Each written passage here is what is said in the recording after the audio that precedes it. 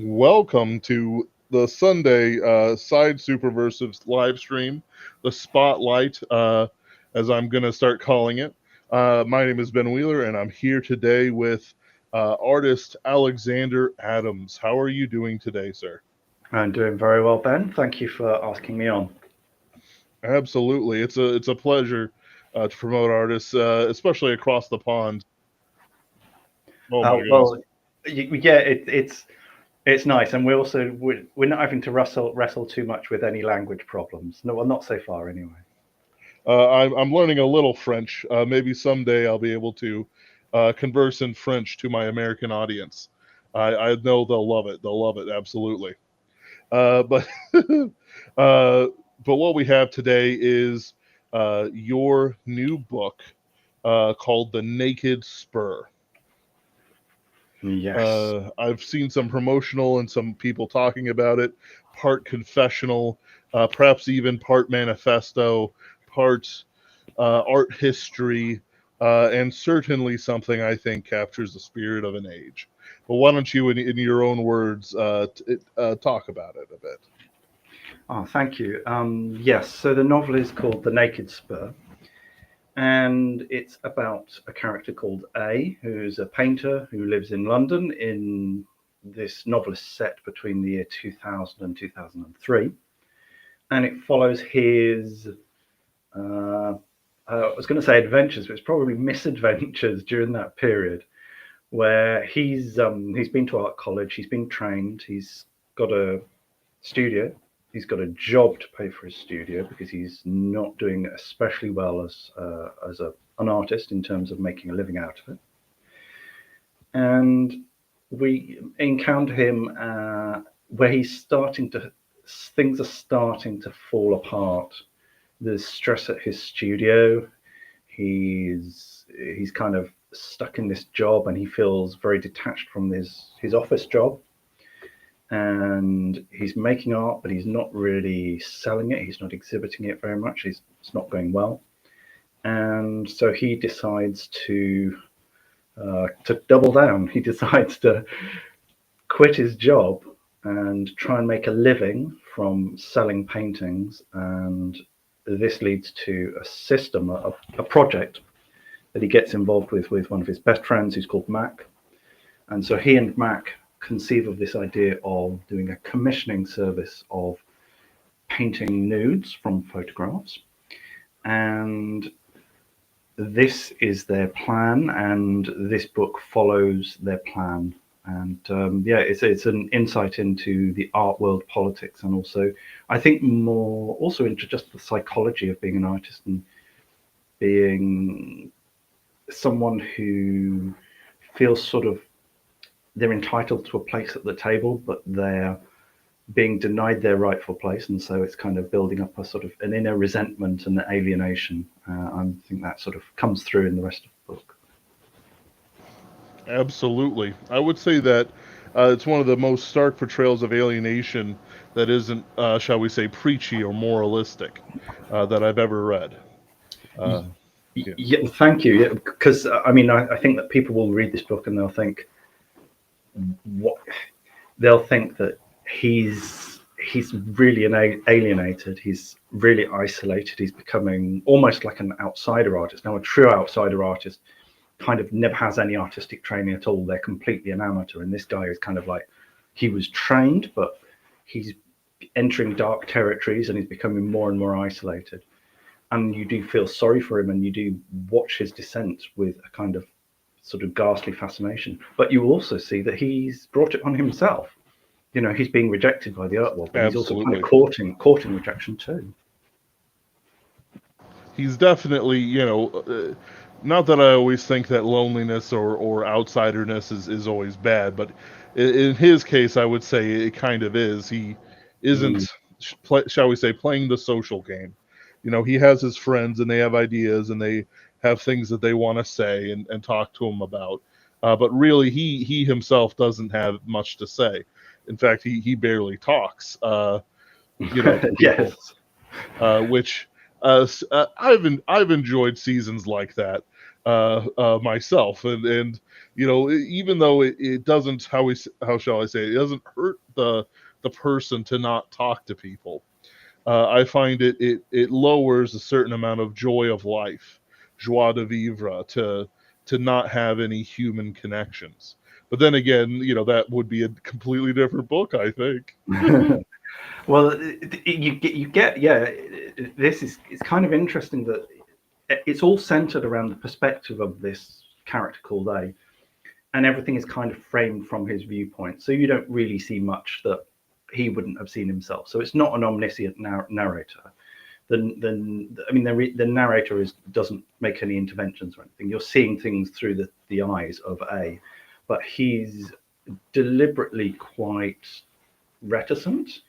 I mean, part of it is that he's sort of lacking confidence and he's lacking direction, but also it's kind of like a camouflaging strategy that he's not quite sure how to judge the art world. He's not quite sure how to judge the people he's interacting with. So he's kind of playing the cards close to his chest, and it's almost like form of sort of selective mutism. I mean, he does say a little bit, but you don't get very much of a direct insight into his character. And I kind of like that idea that you're looking through his eyes and you are also kind of wondering what's going on in his head. Because one of the most important decisions I made was I'm not going to discuss anything that's in anyone's head. I'm not going to read out their thoughts. I'm not going to talk about their motivation. I'm not going to say when they're telling the truth or when they're lying. I'm just going to present to you what happens and you interpret what happens. And it's kind of a weird thing because you've got all these characters and you've got an omniscient narrator and he's not telling you why people are doing what they're doing. I mean, most of the time it's kind of clear why people are doing what they're doing, but he doesn't, you don't go into, there are not sort of very many monologues that kind of explain a person's outlook or their position. I mean, you do get some discussions and some interesting insights, but I kind of avoided doing any sort of mind reading, as it were. And that's probably the best choice because I mentioned this to you before. These people say very little. It's all very nice things that they're saying. Oh, so very nice, very complimentary. Oh, but we don't have space for you in our gallery. To me, it's like, even though it's well written, I kind of found myself when somebody was droning on about dates and times, like I almost, like, I'm sure the A himself was, basically, can I just skip this? Is he actually going to say something of value? And the answer is for, like with most people, the answer is no. It's kind of a truth of the world that people say very little. Half the time I'm making a joke just because I don't like the silence. The other half is, to actually say something funny. Yeah, And I don't. Yeah, and I think also you've also got a layer of British English reserve as well, which I think is gonna kind of vex a few Americans. But actually, I think you Americans, you're gonna like this because it's kind of pared down a bit. Sort of the prose is kind of stripped down. When you hear a monologue where someone's sort of going on about, oh, hey, I've got this really great artist and they're in this show and they're doing photo shoots with so and so and da da da da da, you kind of know that this is kind of like bullshit, or it's not important, or it's not going to be useful. And the character just has to kind of like stand there and listen to it. And there's kind of a subtext of, well, the British thing of like, they're not going to come out and say, yeah, you're not really right, that you're not really right for this gallery, or this is a bit too extreme. So you have kind of like, because I should explain that the commissioning service is for nude paintings. So in the story, of course, we've got a description of these paintings, which are pretty stark. Some of them, quite full on. And he's taken them to galleries, and he's kind of just walking up to someone at the counter, a gallerist he's never met. He doesn't know much about their gallery. They've never heard of him. He goes there and he kind of hands them, in the way that you did in the year 2000, like a transparency sheet of 35 millimeter slides, and they're holding them up to the light and saying, okay, this is kind of interesting work. And when someone says, oh, this is interesting work, that's kind of British code for, yeah, this isn't going to go anywhere. Yep. Yeah. My mother is English, so I had the translation on tap. Uh, it's interesting because it's a very polite way of talking, but in the end, as long if it's not an enthusiastic yes, it's at best a maybe. If it doesn't hurt me too much to do it. Yeah, it's kind of brutal because if you're English, you're reading news, then you just think someone said, that's not quite right. That's just like in English terms, that's a brutal put down. That's just like they kicked you into the dirt and they're kind of grinding your face in the tarmac. So when you're hearing these kind of like polite refusals, it's like, oh man, that's really tough.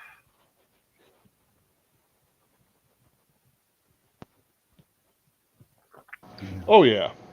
Uh, and again, the actual content of what people are saying or what people are doing is just is low.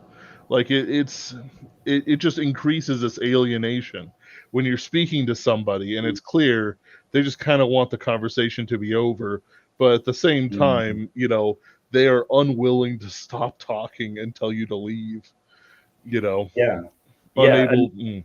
yeah. So and yeah, and it's true. And so much the art world. I mean, something that makes you dislike the art world made me dislike it when I was because I was. This is basically an autobiographical story. It's like one of the things that I really disliked about the art world and what kind of drove me to leave it in 2003 was just sort of not wanting to deal with these people, not wanting to sit through their little talks about how wonderful, sort of, Pedro, their sort of flamboyantly gay Spanish photographer artist, was, what he was doing in Milan and Paris, and it's just like I don't want to hear that. I'm not interested in that, and you have to sit through that, and you have to realize that even if you're a great painter, and it's kind of left open as to whether you think A is a good painter or not, but even if you're a great painter, you've still got to be, a couple of steps below Pedro because Pedro's in Madrid and Milan and he's shooting at the catwalk and the so and so gallery in Florida has been buying his art and that you're going to be coming second to that guy forever if you're dealing with this gallerist, and it's really frustrating. Oh yeah. I've actually lost a friendship. Well, it wasn't much of a friendship, just because I'd go, "Oh, I'm working on this writing project, and it's going to be like this," and the guy interrupted me, stopped me talking to discuss a fan fiction he hadn't written a single word of since high school, and he's like, "I don't get it, Ben. Why don't we, why aren't we friends anymore?" I don't know. What could it be?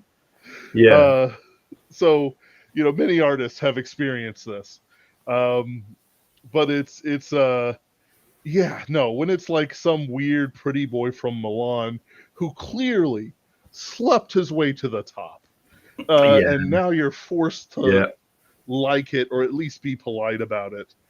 Like I can't say I've ever had somebody like Manolo, because you have to say it like Manolo. I'm sure they said it exactly like that. Mm, Uh, I'm I but anyway,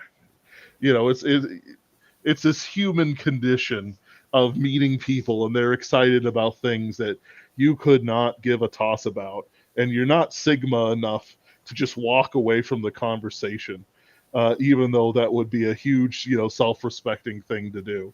mm, It's I don't know. Like I just every time I read the book and I read one more human interaction, I'm like, yeah, I've done this. I know exactly where the Cutty Sark is. I've been there when I was a kid. mm, I know where these streets are because I've been to London a few times, and it's like I feel it. I know exactly what the wind will feel like when you're talking about nothing to some person eating a kebab, while you're waiting for a train. Hmm. I think also, yeah, I think that if anyone's been to London or they know a little bit about London, they'll get a lot out of this novel because it's really grounded in certain particular places. It's grounded in Cable Street in East London, in Docklands, and also Greenwich, and these are also the Isle of Dogs, and these are places that I lived and that I knew very well, and a lot of people will kind of recognize flashes of London in the 2000s or London now, if they've been to London recently. And you're also getting glimpses of people and attitudes and sort of snatches of music and headlines as well. So, I mean, this is kind of going on in the background. It doesn't play a very big role, but I think it's something that makes it feel even more real because it actually was what I experienced, and it's what I've put into the novel to make it feel more, to give it a bit more texture. It certainly does. I know I found myself looking forward to him wandering around just because I might recognize a little something something. Mm, Uh, mm, let's move on a little bit to the art world. It's very bleak. It's for these interactions. The we talked about the polite language, but for one of the things that struck me even more than the polite language was just how powerless everyone seems. Even the gallery owners seem limp wristed. And I don't mean in that way. I mean in the sense of mm, no power, and a mm, bit of limp wristedness too, with their actions. Like, oh, I can't really take this, and then nothing happens, and then, well, nothing happened, and it's this weird. I don't know. Like, it's like the same conversation again and again and again. It's alienating. It's exactly what this book is. But it's anyway. Take us away a bit. yeah. So at the beginning of the novel, this character A is trying. He's got a studio. He's got paintings already done, and he's approaching galleries, and he's also talking to his artist friends. I think most of them who are like as successful or more successful than him. And he's kind of getting tips about, oh, maybe you should approach this guy or that guy, or, and you do get this sense of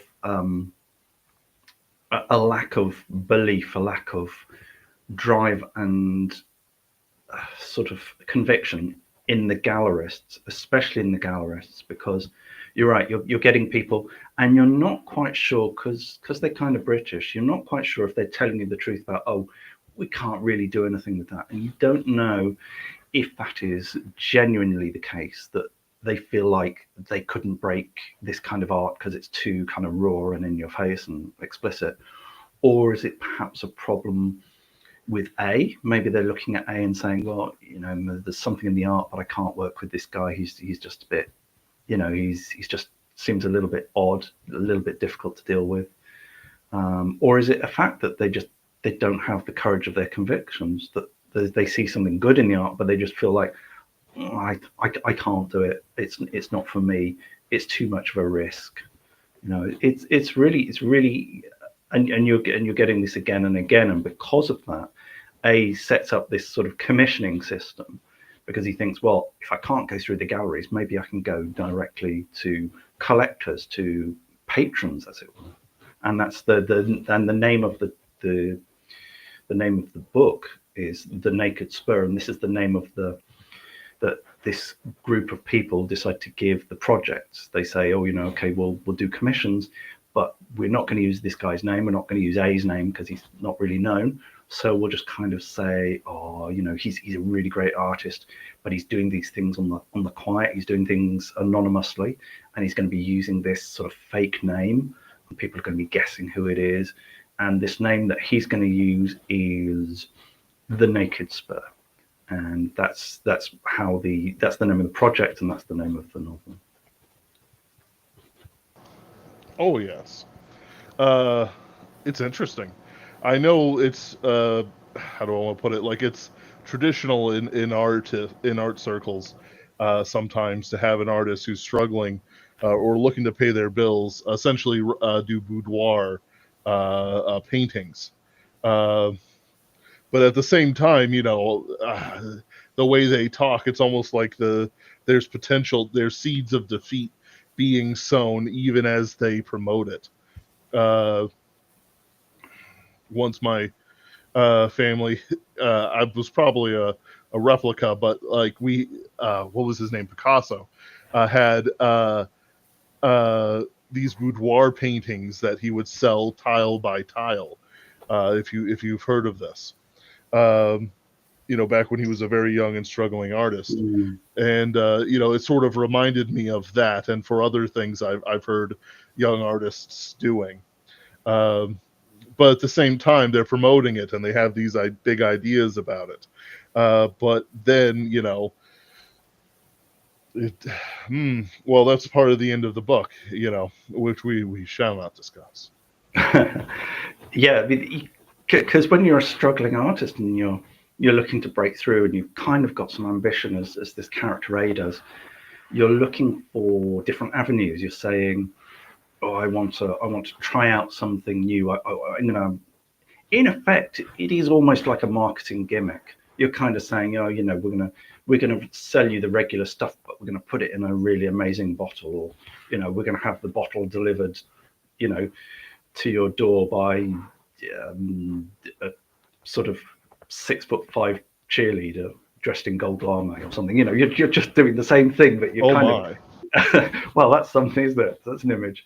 But you're giving them something that you were going to give them anyway, but you're just kind of putting a spin on it and saying, hey, this is something special, something different. And so you're going to be able to commission a painting of yourself. So the idea is, in the project, people commission pictures, and they can do it anonymously because they're going through like a third party. So the artist is anonymous and the commissioner is anonymous, and they just kind of send a photograph through, and then kind of, sort of 5 days, 10 days later, a painting comes through the post. It's going to be delivered to them. It's going to be wrapped in brown paper. It's going to have like a wax seal on it, and it's going to be a painting of you, unique to you. And there's going to be no name attached to it.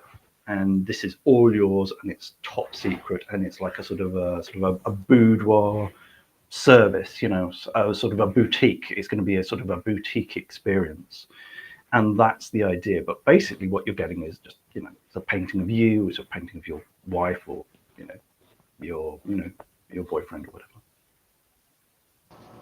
Absolutely. I know I've or heard of such things in the past, and it's always strange because you look through Graham's things, and then in the attic you find a 6 foot painting completely nude of Grandpa, or something like that, which is horrible in the extreme. But hey, Graham and Grandpa had 12 kids. Yeah, Uh, yeah. So you've got this thing of you've got this. It's a sort of kind of frisson of, like, sort of, oh, grandma used to model for this famous artist, and we've got mm, one of his pictures up in the attic or something, and it and and your ancestors had just as much sex drive as you did. But yeah, I mean, sometimes it's embarrassing to be confronted by that, but and you do wonder, you wonder what would happen to these, theoretically, these commissioned paintings. You wonder, obviously they'd be going into the bedroom, they probably wouldn't be going into the living room, but what happens when the couple splits up? Who gets the picture?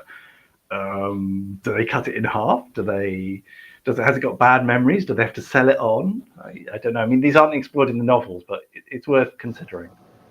well, I'm sure that they would spend a very long time saying nothing, and then A would leave alienated once again. Though, can you imagine it having to go to court? Right, the lawyer stands up and says, "Your Honor, I understand that it has immense sentimental value to the plaintiff. However, it is my client's genitals on the painting." The It, yeah, it's no. like it's the high culture version of revenge porn, really. Yeah. Behold, Mm. I have depicted the Earl of Montresor, my mortal enemy, with a small codpiece. Yeah, I bricked him up in the alcove, but he's wearing crotchless panties or something. Yeah. Yes, well, there's art to humiliation as well. Uh, Actually, that might be an industry for somebody. I will paint your mortal enemy in a most embarrassing manner, and according to your specifications. Yeah, and this is kind of like, obviously this is in 2000, so it's kind of, yeah, this is obviously it's pre AI, but it's almost kind of pre-internet. So the idea is that A is organizing this with a friend, and he doesn't live with the friend. He lives in Greenwich, and so you sort of see him living in this kind of, he's got a rented room in Greenwich, and what he's doing is he's going to go to like sort of he's going to have to go to Greenwich Royal Park, and there's a phone booth there. So this I have to explain this to your younger listeners. There's a phone booth, and you have like a handful of coins, and coins were like metal tokens, and you put them into the phone, and the phone rings, and the phone on his desk rings, and he picks up the handset because it's a phone that has a handset and a sort of a piece that rests on the desk. And so he's contacting his colleague to arrange things, and he's doing this by letter and by telephone. So this is kind of pre-internet. So his colleague works in an office. He's got a job. He's got access to the internet. He's able to do a lot more research, and you can kind of see that there's a big imbalance because A is relying on Mac, this guy who's like a video editor, and this video editor is kind of, what, one day he's in Spain, another day he's in Finland, and then he's got to be pitching to an advertising agency in Paris, so he has to go there with a presentation, and then he's got to be editing a video and so forth. So he's really, really busy. He's kind of got some money, but he's spending a lot of money. So this is Mac, and A is relying on Mac to do all these things for him, to sort of think through the marketing campaign, think through the banking situation. How are we going to deliver this? How are we going to publicize this? What are the mechanics of this? And it's clear, you can see that there's an imbalance because A has got very little money. He's getting poorer and poorer, and he's relying on Mac to do the arrangement. But Mac kind of has very little incentive. It's kind of like a hobby for Mac.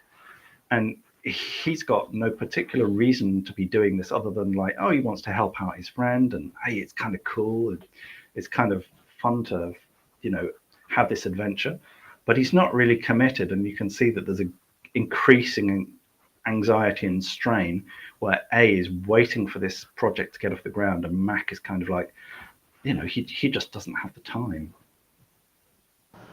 I'll be fair to him. He's actually one of the few characters my eyes don't glaze over when he talks nearly as much as everyone else. And again, this may seem like in any other context, this would be poor writing, but in this case, it is the purpose. It is the point. Uh, it's exactly what it feels like to deal with artists who are self-involved but unwilling to sort of step outside. Because anytime I talk to an artist, I do kind of have a Machiavellian. I like this person. They're the right sort of person. They're the right sort of politics, whatever you want to say. But also, how can we work together? What's the benefit here? Nine Mm. times out of 10, it's just a live stream, an entertainment piece.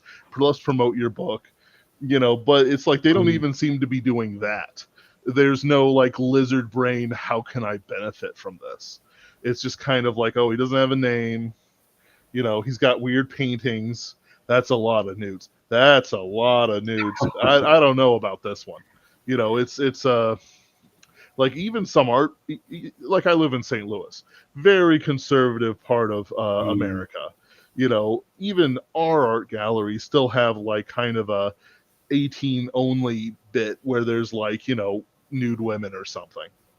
Yeah, and it's like nude women who are sort of lying on a couch, or they're kind of draped in a sheet, and it's kind of decorous, I should Yes. imagine.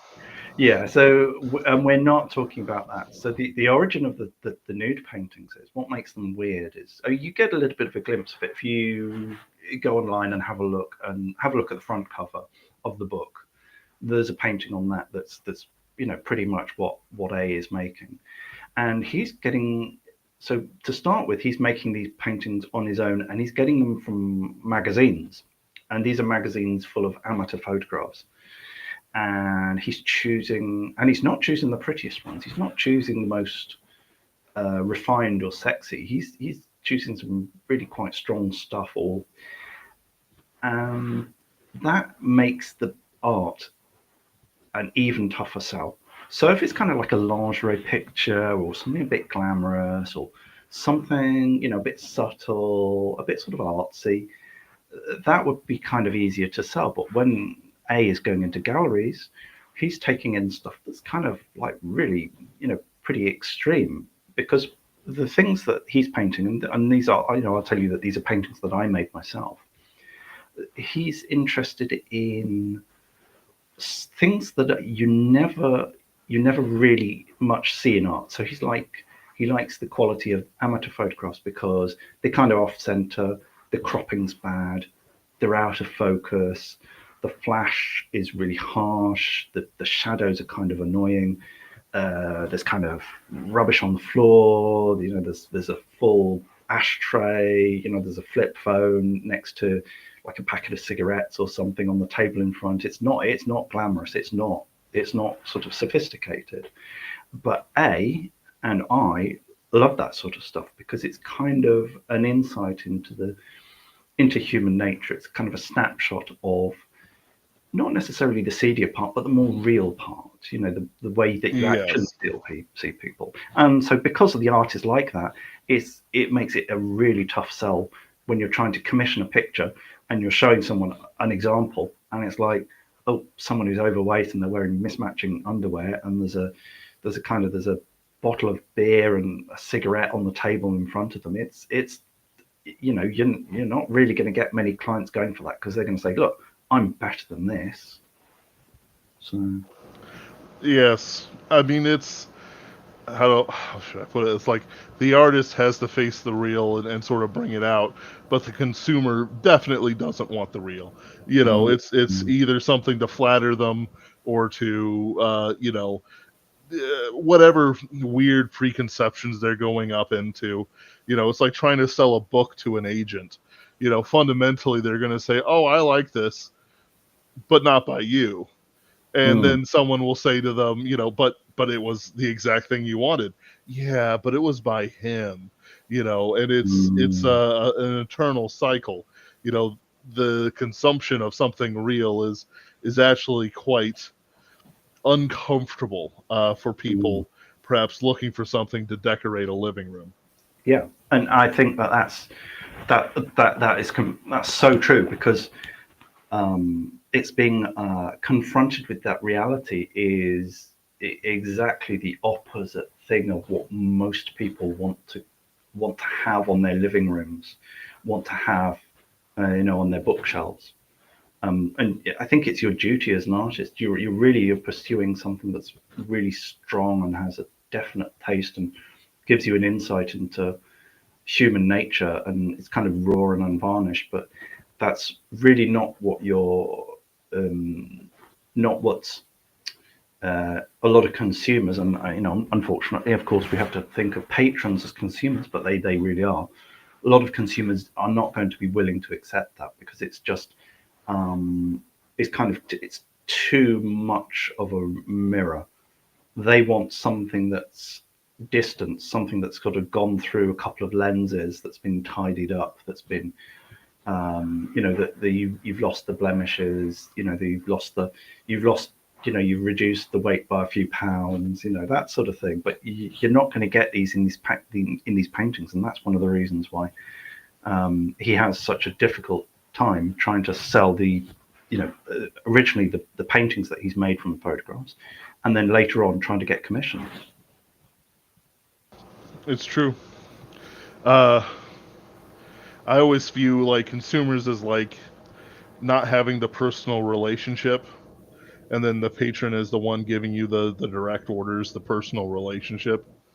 Like when I commission art, sometimes I'll buy something just because I like it. But then other times, like when I'm doing my book covers, I patronize a specific artist. I show up in his house and refuse to leave until he starts accepting my money and getting to work. It's like Andy Warhol, when he does his photographs versus that one family that supported him through his early years. I can't remember their names, Mm. but he did have like a patronage network, and then he also had people showing up to buy his stuff like consumers, which I'm sure he found very amusing. Yeah, things do change once there's money on the table, um, and you've got so A is in this situation where he's not got buyers for his art, his initial pictures, but then he's kind of doubling down and he's saying, like, what I need to do more of this. I need to be more intense about this. I'm not going to give any ground. And I think that's kind of the, one of the lessons you learn from this book, I think, is probably, well, actually it's both quite admiring of people who double down and push through and who are arrogant, but it's also a huge warning about, like, it doesn't matter how good you are as an artist. If you are trying to sell something this difficult and you're not a people person, you're not a confident performer, you're going to have real trouble with this. You're not you're not going to have the breakthrough that your art deserves because you are not constitutionally, temperamentally designed to succeed in a world where you need to sell your art in person and you need to sell a story or sell a brand, because unfortunately that is much of what an artist is. And even the best artists, they were very clear about their image, their self-image. So Warhol and Bacon and, Picasso and, like a lot of them, however affected they may have been about being an independent person and following romantic ideals of being isolated from society, they were very acutely aware of how they dressed, who they spoke to, the events they went to, who they photographed next to, who they exhibited with, who their collectors were. They knew these things. They didn't. At the time, you couldn't say they had them on speed dial, but they knew these things and they were aware of these things. But A is kind of the classic example of someone who buys into the myth of people wanting reality, people wanting something raw, wanting something alive, something, dangerous. And he overlooks the aspect that, yeah, but you've got to package this. Yeah, you've got to sell this. Yeah, you've got to brand yourself in order to make people look at these things. He doesn't get that side of things. He gets the sort of the rawness, the intenseness, the seriousness, but he doesn't get all the rest of it. It's true. It's a social game as much as anything else. Uh, yeah, you know, you can't like how do I want to put it? I'm a religious man, and we had a church, and we had a pastor who was coming in who we didn't like. We Mm, made arguments against him, but our family is tend to be very not self-involved, but it's like we try to socialize with purpose. So in the end, nobody voted with us to try and get him out, and then he turned into a huge heretic and nearly tanked the church itself. mm, mm, It's a similar sort of way with artists. If you can't, be the socialite, get the thing, as you said, get the people together, make your arguments known, you're just not gonna go anywhere. mm.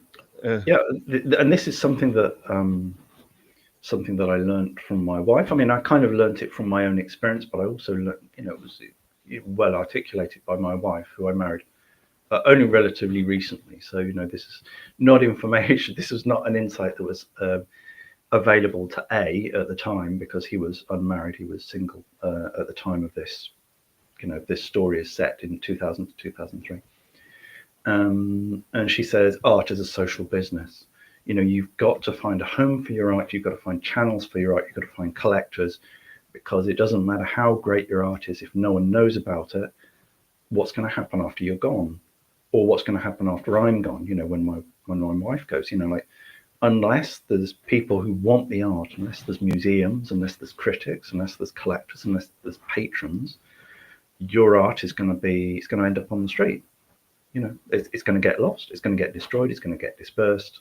No one's going to get to see it. It could be the best art in the world, but if it doesn't have people to look at it and people to love it, then it might as well not exist. And that's kind of like, it's a tough lesson to learn, but it's very true. It is.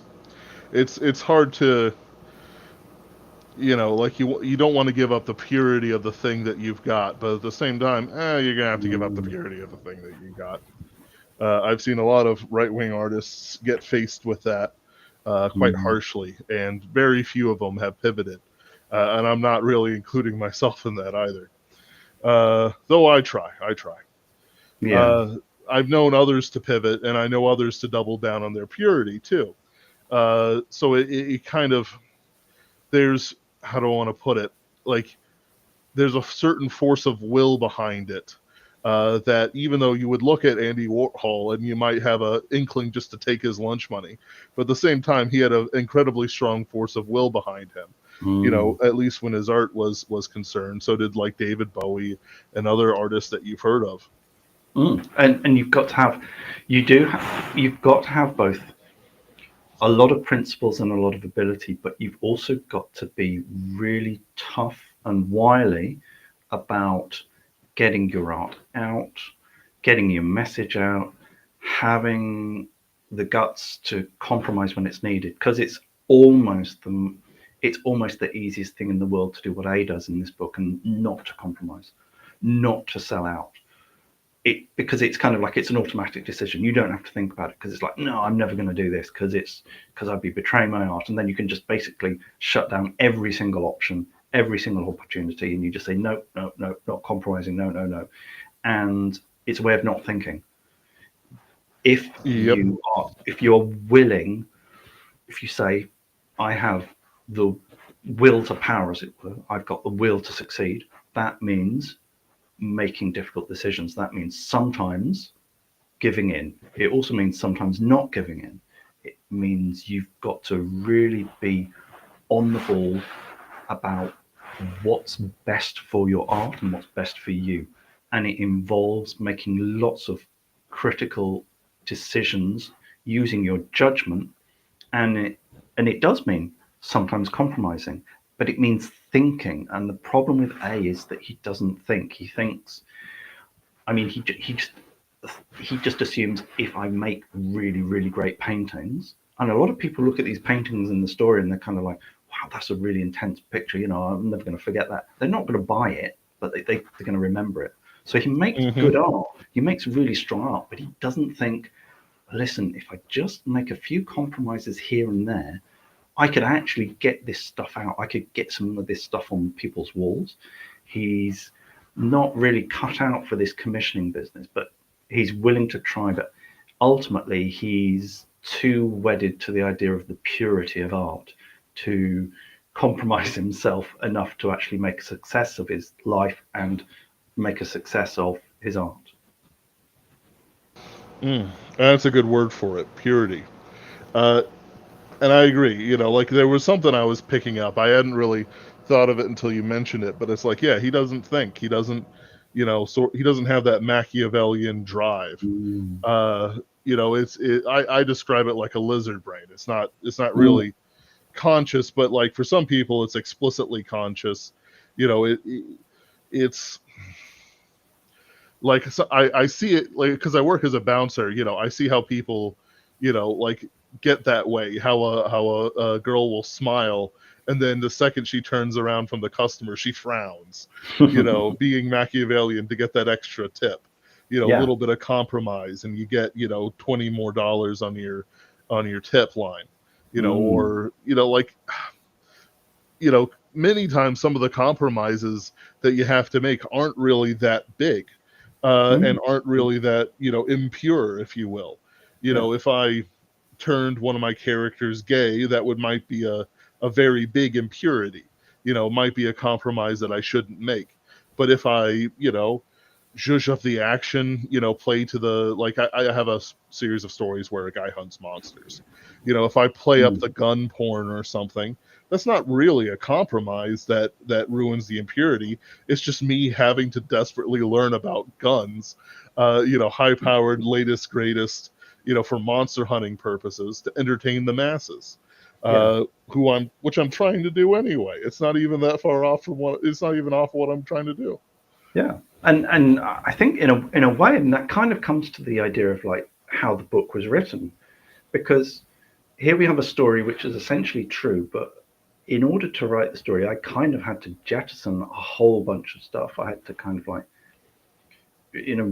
remove a whole bunch of characters, remove a whole bunch of connections, Mm. because you have to kind of strip it down to what's important to the story, and there'll be bits in there that you'll think, well, I don't quite understand why it's there, or it's in there because it just adds more column, adds more texture to the world. But you do have to strip away a whole bunch of stuff, and you do, and although the story is essentially true, there are a couple of elements that are invented. There's some stuff that's sort of condensed or reordered in order to make it kind of flow a bit better. But you do have to, you do have to. I mean, I was learning that you do have to make some compromises when you're telling your story so that it hangs together as a story, even though part of you is saying, "Oh, I know, but he never said that," or it was the other character who said that, not him. But you can't have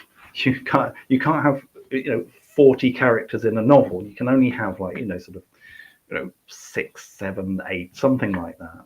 And you've got to be able to condense and pare things down and reshape things and invent a couple of things also in order for the story to flow. So yeah, in a way, I kind of, what I didn't learn as an artist during this actual period of my life, I did kind of learn for the novel later on.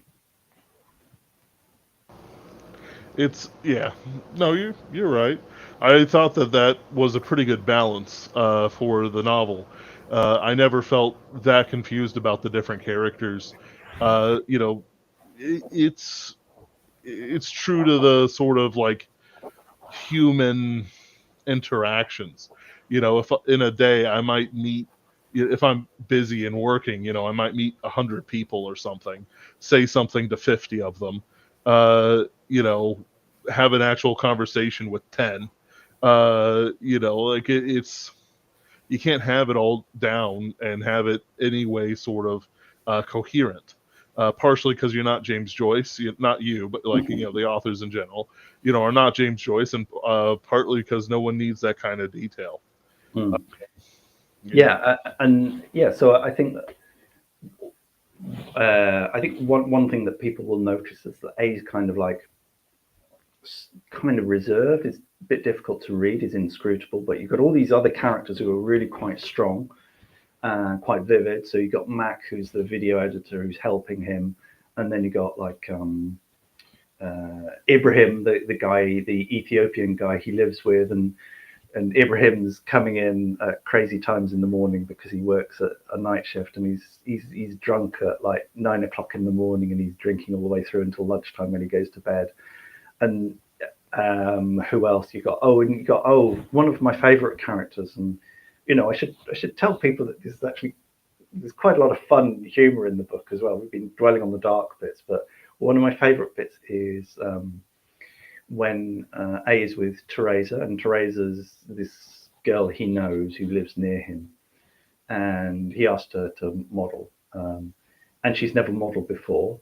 And the conversations that they have in the studio are kind of like really quite sweet. And just sort of writing those down, it was sort of great to spend time in her company, because I think a lot of the heart of the novel kind of goes after that halfway point where she disappears, because she has to go off to university, and A is kind of left quite alone. So although some of that conversation in the first half of the book is a little bit superficial, it's kind of quite sweet and touching, and emotionally engaging. It's quite warming. And then after she departs, he's kind of left on his own, and things get a lot darker and a lot bleaker. But also, I think, I hope there's quite a lot of humour in there as well. They were quite sweet in a way, talking about her boyfriend and how all the different things of her life, that sort of thing, was Mm, interesting in a kind of human connection kind of way, because you do start feeling starved. You're swimming, in this kind of human sea of water, but at the same time, he still feels very much alone. Uh, yeah, yeah. So mm, so his life is very focused on art. So he's doing work at the office, and he's in the first half of, and then he's also making a lot of art.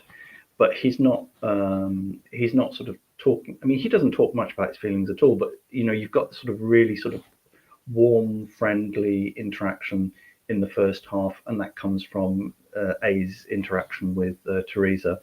And you do miss it when it goes, but the second half has to be darker than the first half. mm. And there's a very strong lesson for artists to learn about in that second half about collaboration. Fundamentally, any project you start has to be carried by your own actions. Uh, like you can have people, co-workers, co-writers, co-artists, whatever you want to say, but fundamentally, it's your force of will that drives something forward. Which is a lesson I had to learn to keep Pinkerton's Ghosts going for so long. And I'm sure you've learned it yourself. I know Mm. Corncrake's learning it. Shout out to Corncrake Mag. Um, Vox Day at UATV, Big Bear, Owen Benjamin. Like I could go on, various characters I've seen, push forward. And then I've seen other characters, they're sort of kept forward by this funky will of theirs to write a certain type of book. Because I deal mostly with novelists rather than artists and stuff like that. But it doesn't feel like they're actually pushing their own project along. Like, it's like a Myrmidon. The book comes from the ground fully formed. Mm. I think, yeah. I mean, we've been talking about the shortcomings of A, but one of the shortcomings is not lack of commitment. He's That's right. seriously committed. He absolutely believes in this art. He absolutely believes that he is the man to do it. He is really committed to doing something serious. He's wants to take on serious subjects, and he takes himself very seriously. He takes himself too seriously, and that's one of the problems. But he doesn't lack commitment. Unfortunately, he seems to lack a lot of other things. Like he lacks that sort of like that lizard brain that you talked about, the sort of Machiavellian sort of like the gimlet eye. He kind of lacks that guile, that sort of subtleness, that sort of willing to go in for the kill, because he kind of hands over a lot of stuff to other people. So he's got an art dealer at the beginning, and then the art dealer closes, and that kind of sends him into a tailspin. He kind of drifts off, and when he's working on this project with Mac gets in his girlfriend, and then there's another person who joins in later on. But he's kind of delegating. He's been quite passive. He's delegating a lot of this stuff, but he's seriously committed to the art. But he's not really very savvy about the commercial aspects. He's kind of leaving too much to these other characters, and Hmm. it's what yeah. And so this influences the trajectory of the project. And the graves of artists are littered with many projects like these. Yeah, I do not mm, doubt. yeah, Uh, there's a lot of good lessons in this book. For me, a lot of it is a big reminder of commitment, because A is committed to his art in ways that I actually quite envied. I'm constantly thrown around. Oh, Ben, I need this. Oh, could you mow the lawn? I'm old and decrepit. I'm trying to balance out work. And, by the time I'm done work, especially if it's like 2 a.m. after a long bouncing session or something like that, I don't want to look at anything other than something to turn my brain off, until it's time to go to bed to go to church. It's something for myself to sharpen like a knife. There's also the sort of lesson that we've just talked about. Fundamentally, all projects you start are about you and your vision for it. If you give up the vision, if you give up that purpose, those things are going to fall apart. Yeah, yeah. I think, and it's also something that it's a huge amount of commitment, it's belief, it's arrogance. It's also it is also, I'm afraid, it's kind of sunk cost fallacy as well. It's like, well, hey, I went to art college, I refused to do anything else. I kind of got an office. I kind of got an office job just to pay for the studio, and that's really it. He's not kind of saving money. So I've gone this far. I just have to go a little bit. You think of all those great inventors who were working in complete isolation, and they were getting things wrong, and the creditors were going to come, and then they invented the light bulb or whatever it was, and they were able to turn things around. It's like, just a thing. So if he just gives it another week, another few days, he'll be able to turn things around. He'll be able to use all the passion and commitment and arrogance and artistic skill that he's gained over 4 years at art college, and then 10 years of being a sort of semi-professional painter. All I need to do is just to apply this a bit more. I need to get it into a laser focus until it's like a beam of light, and I'll be able to set fire to this kindling, and part of it is, I'm afraid, just this sort of sunk cost fallacy of like, oh my God, there's no plan B. What have I done with my life? I've got to make some money out of this. Yes, it's true. Hmm. Hmm. Yeah, and it's like I'm not brave enough to quit my jobs and pursue my Very, very writing. wise. Very wise. Uh, Don't do it. is Well, probably don't do it. I don't know. maybe if I'm a successful artist, I can think about it. But then I'll be George R. R. Martin, a lickety split. Yes, you'll start writing a saga and you'll just never finish it, just to kind of Yes, spite all your fans. Yeah. yes. How dare you demand, the very thing that made me famous? How dare you? Yeah, and I guess the good thing about being an artist is kind of like it's not taking you years to do a painting usually. I mean, there are some artists who do that, but it's kind of rare. Mm-hmm. There was a Polish painter, Polish French painter called Daltas, who used to spend years and years on paintings. But most artists, it's like, yeah, you spend a few weeks on something, a couple of months Mm-hmm. on something, and it either works or it doesn't. Like if you're a novelist, it can take a heck of a lot longer, and it is even more difficult because you know often with a painting you can judge if a painting's working or not just in a matter of like 2 seconds, 3 seconds. With a novel, you've got to reread it. You've got to get someone else to read it. You've got to get someone to commit, spending 5 evenings reading your manuscript to comment on it. It's really difficult to judge how things are going with a book. Yeah, it's true. Uh, you have to have an incredible force of will to be able to judge your own work. Uh, Mm, but it can be taught. It can be taught. I think that to be self-critical in a good way, in a productive way, is actually the pinnacle of the writer, at least in the craft section, not mm, necessarily the art section, because then you can take your own work and say, this doesn't actually work, or this does work. These characters do need to be there. These characters don't need to be there. What you did with, paring down the cast. mm. And you're right, and it is kind of painful because sometimes you're writing a Mm-hmm. scene, and you really want to include it, and you think, oh, it happened just like that, and that's so funny, and then either you get it down on paper and it doesn't quite work, or it's a problem with pacing, or Hmm. you've got to, or or you're having to introduce a character just for that one scene. It's like, no, you can't do it, and you have to cut it, and that's kind of tough for a novelist. It's true. And I'm sure it's hard for an artist as well.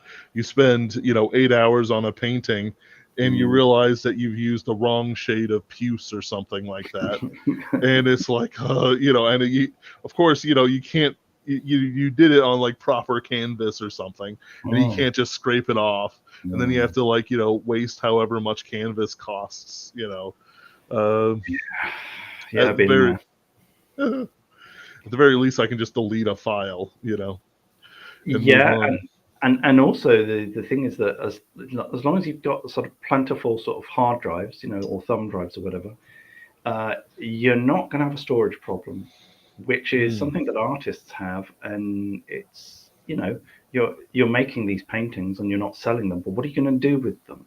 If they're decent, you don't really want to throw them away. I mean, mm, but things you can't give them away, because if you start giving them away, you can't really charge people money for it. It's like, you know, they'll find out and they'll just be like, well, why didn't you give me that painting? Because you gave, one of these paintings to your friends. Why don't mhm, you give me a painting? Um, so it's kind of, yeah. What are you going to do with the physical stuff? And that was something that A was kind of in this situation. He was living in a small sort of single room in a rented house, and he was painting picture after picture because he was trying to sort of entice customers and stuff. So he was doing new stuff, and making extra pictures to show, and maybe even to sell. And he's basically, his walls are closing in because he's stacking the pictures against the walls, and he's getting less and less space. And what's going to happen is he's just going to be like it's going to be like a bed, and he's got yes. to fight his way through stacks of unsold canvases. But it was almost getting to that situation. You've never got that problem. Crushed by the weight. Oh well, I do have a library, and that is big enough to kill me if it should fall on me. Mm, mm. So I will keep my fingers crossed.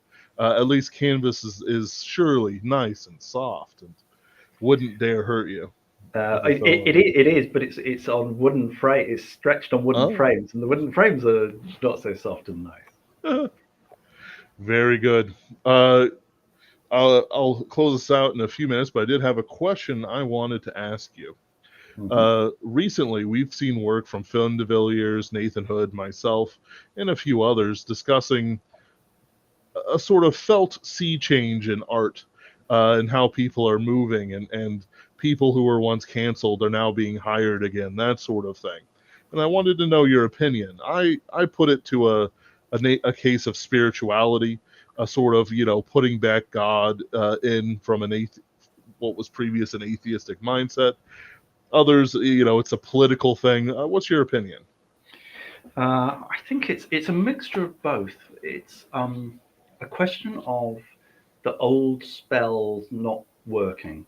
Mm, So the old spells are both political, but they're also social and spiritual. And the old spells that were used to keep us in thrall don't count so much. People are freeing themselves. It's like so many, anyone with any integrity is going to get cancelled at some stage. And so you might as well just get cancelled straight off the bat and get back into your redemption arc. And a lot of people are going to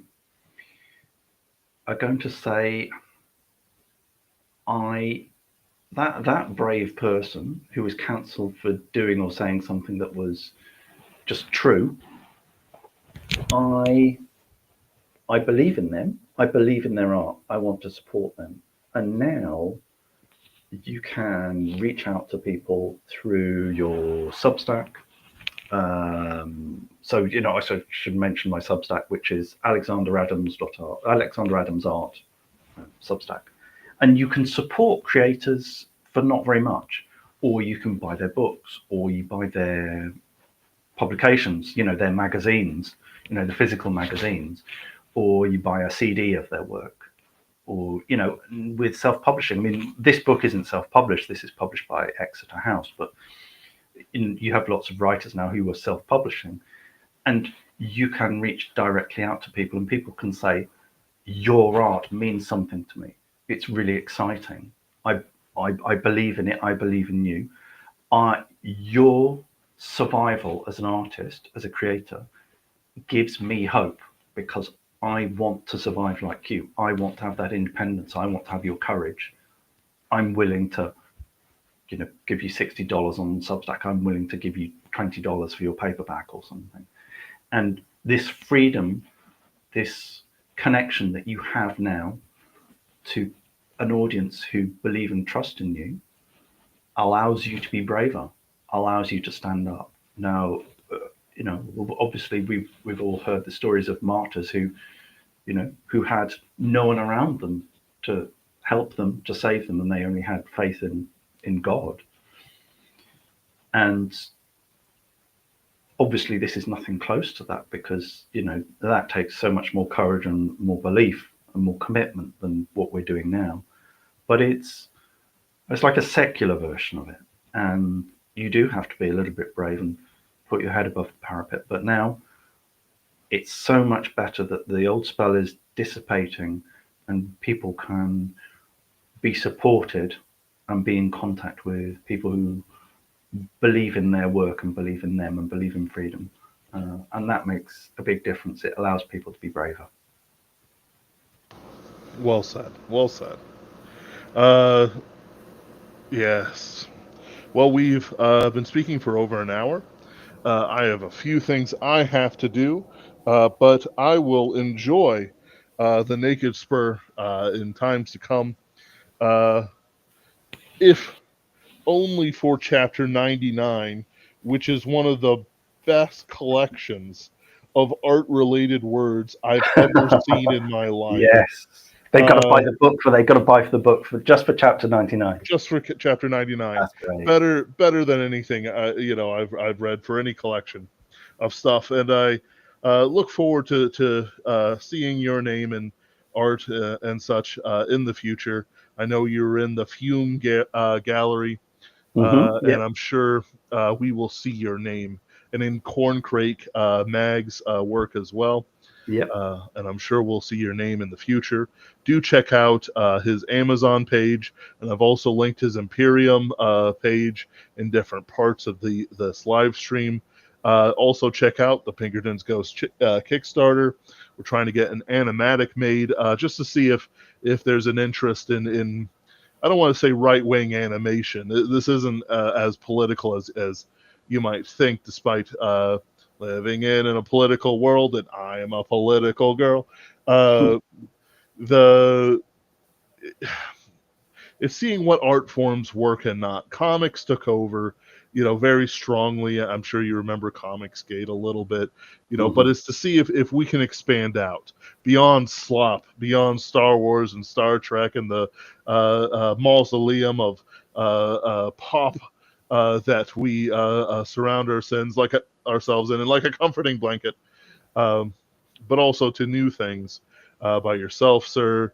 Vin de Villiers, Corncrake, Pinkerton's Ghost here, and even characters who have survived cancellation, thrived in it, like Owen Benjamin and Vox Day, John Delaroz, friend of the channel, and many others.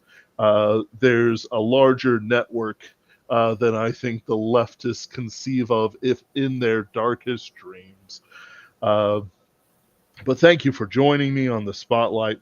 I hope to have you on again next time there's a major project. Maybe I will be even so lucky and another gallery opens in America, and I will be able to go see it, because I will not be flat-footed and stuck scheduled for work, and must miss it. Well, that would be great, Ben. Thank you very much for asking me on, and thank you very much for the support that you've shown. Absolutely. Do check out the Naked Spur, everyone, and we'll be on in a few hours to talk about the animatic with